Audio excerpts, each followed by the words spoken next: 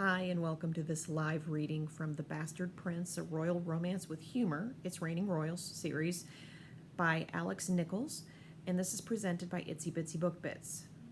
Chapter 1, Sasha. Damn it, here he comes with a wine glass in hand.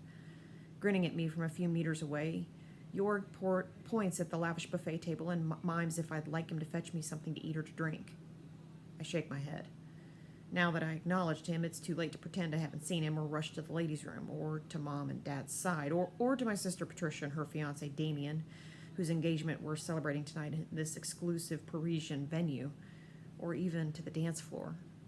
Please, please don't let him ask me for a dance. Alexandra!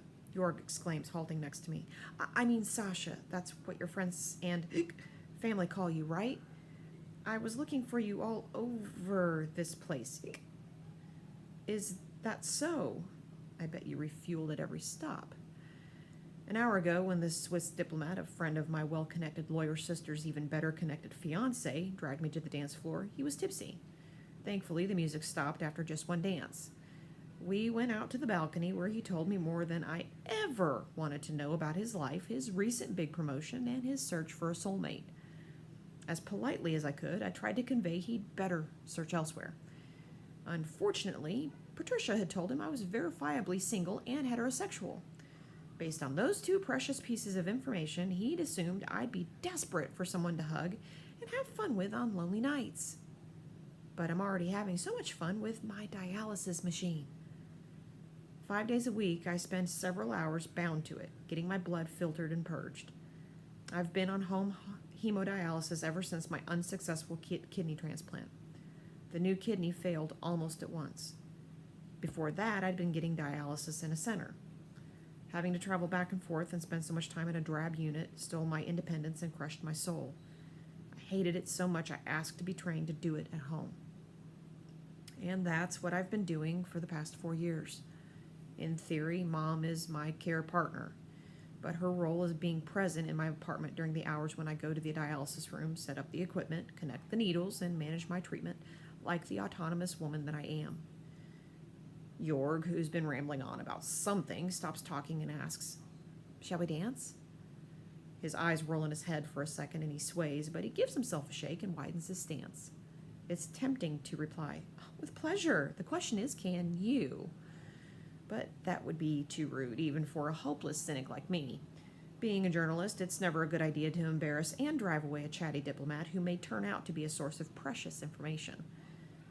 Fortunately, I don't have to be rude to Jorg to avoid dancing with him. All I need to do is resort to one of my two go-to defense strategies. Both are foolproof. Both have been tested with great success to repel an assortment of men, a couple of women, and a horny little dog. Unsuccessfully in the latter case. The first strategy is fast and furious. A blitzkrieg, if you will. First off, I roll up my sleeve and show off the gnarled fistula snaking up my left forearm. While the wooer's eyes bug out in horror, I deploy the heavy artillery by telling him about my treatments, prognosis, and average life expectancy without redacting the grisly bits. This approach is extremely effective. The admirer usually retreats within minutes and never comes back. But it's also brutal. I resort to the second strategy when I'm more inclined to talk than to show my freaky forearm. This method is designed to bore the suitor to death by detailing the research I've been doing for my book. When he asks about my likes and dislikes, I talk about my archival research. If he presses me for an anecdote featuring a celebrity I've interviewed, I drone on about my archival research. And when he talks about himself, I cut in and tell him about my archival research. Works like a charm. "I'm not in the mood for dancing," I say to Jorg. "Would you like to hear about the book I'm writing?" "Yes, please." So cute, he has no idea what he just asked for. It's a biography," I begin. "Of a movie star." "No, of a royalist Amazon." He stares at me, clearly drawing a blank. I clear my throat and adopt my best nerdy tone. "Much has been written about the women who played a prominent role in the French Revolution. I'm sure you've read entire books about them." I'm sure I have. Haven't you wondered why no one has written about the women in the counter-revolution?" "I have," he says, looking down at his shoes. "I've been wondering a lot about that. Me too. What's particularly incomprehensible is how little we know about the women who fought alongside men in the 1793 Vendée insurrection, also known as the War in the Vendée, also known as the Chouannerie. Right. The contemporaries of those women called them Amazons. I pause and narrow my eyes at him. You knew that, right? Yes, of course, the famous Vendée Amazons. His eyes are beginning to dart left and right. I'm doing great. A few more minutes of this and he'll shuffle away in search of someone else to flirt with. You won't believe me, I say, but apart from cursory mentions, hardly anything has been published about Marie Sullivan. That is, Brutile, who's the most interesting of all the Amazons in my opinion. Aha. I clap my hands, ignoring his lack of enthusiasm. You must be burning to know why I think she's the most noteworthy Amazon. I am. Marie fought like a lioness, covering the retreat of the insurgent troops from Le Mans after they lost the battle. She also composed poetry and likely wrote essays, even though I have yet to find them. Wow. His voice is flat, and his feet are now pointing slightly away from me. Almost there.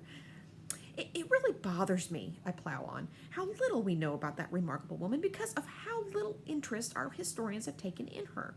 Her birthplace is unknown, and her pre-1792 life is shrouded in mystery. Aha.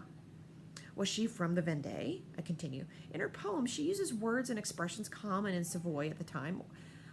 Was she originally from Savoy, or maybe even farther east in Switzerland, like you? Or more from Mount Ivor? Come again? I knit my eyebrows. Did you say Mount Ivor? I've never heard that name before. Neither had I before my promotion.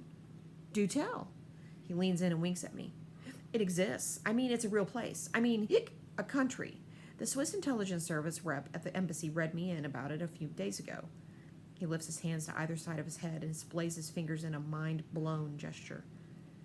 Did he just say what I think he said? A country? Was it drunken nonsense, or is alcohol making him blab a highly confidential piece of intel he wouldn't have revealed otherwise? But how is that even possible? A country, huh? I say with a note of irony. Pretty sure there isn't a spot on the overcrowded map of Europe for a secret country. It's a tiny principality in the Alps, he says. Still, and some of them live among us hiding in plain sight. He looks around before lowering his voice to a whisper. There's this plastic surgeon in Cannes, Arnaud Launay. The name rings a bell. Oh, I know. Elle did a feature on him a couple months ago. I remember the portrait that illustrated the article. No doubt they photographed him in the most flattering light, but even so, the guy is a looker. The kind that compels women to do crazy shit for a chance to spend the week in his arms. Apparently, he's an Ivorian, Jorg whispers, his breath reeking of alcohol. And not a minor one. As it happens, I'm going to Cannes next week to cover the film festival for Voila. It's a sign. Oh, what else can you tell me about Mount Ivor? I ask Jorg. He opens his mouth to say something, but then he burps, makes choking noises, and vomits all over himself. A bunch of people, including Damien, rush over. Damien apologizes to me on behalf of his friend. Two other men lead Jorg to the exit while Damien calls a cab. I walk away from the smelly spot and head out to the balcony for some fresh air. Within a minute, Patricia joins me. I'm really sorry Jorg threw up in front of you, she says. He had the courtesy not to barf on me, so we're good. She searches my face. You're actually relieved, aren't you? He was trying to make conversation, to dance with you, to pull you out of your comfort zone. Oh, come on, that's not fair. I do those things all the time. With friends or as part of your work, she argues, but never with an eligible bachelor. They always disappoint in the end, like your buddy Jorg did. I shrug with a single shoulder. I just act preemptively. She gives me a wary look. You want to protect yourself, and I totally understand it. You're aloof and guarded because of your condition and because of how your asinine ex. Not true. Well, not 100% true. You haven't had a boyfriend since your surgery, Sasha. You were 24. That's 4 years ago. 4 years. I haven't met anyone interesting enough to want to be his girlfriend. You haven't had any casual relationships either, not even a one-night stand. And what do you know about that? I glare at her. Do you have a spy camera in my apartment? Truth be told, she doesn't need one. Mom spends most evenings at my place. She knows everything, and clearly she shares her knowledge with Patricia. My sister's expression softens. If you accept my kidney, you'll be able to live a normal life. My life is just as normal as everybody else's, I say, bristling. Besides, I already received a kidney, but my body rejected it at once, and so firmly they had to cut me again to take it out.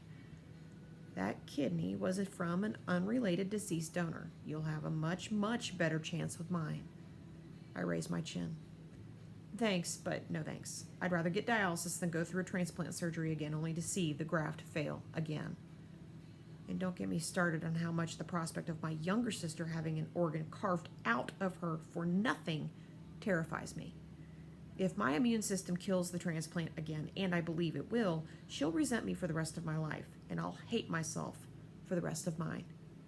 Her face falls. Congrats, Sasha. You managed to upset your sister on the day of her engagement. I must say something she'll be pleased to hear. Found it. I flash her a bright smile. You know what? I'll give York a call tomorrow. You will? Really? You'll give him a chance despite the vomit incident? I'll be remiss if I didn't thank him in person for directing the jet at himself. She nods, visibly cheering up. What I'm not telling her is that I have no intention of dating York, but I absolutely do plan to find out more about Mount Ivor.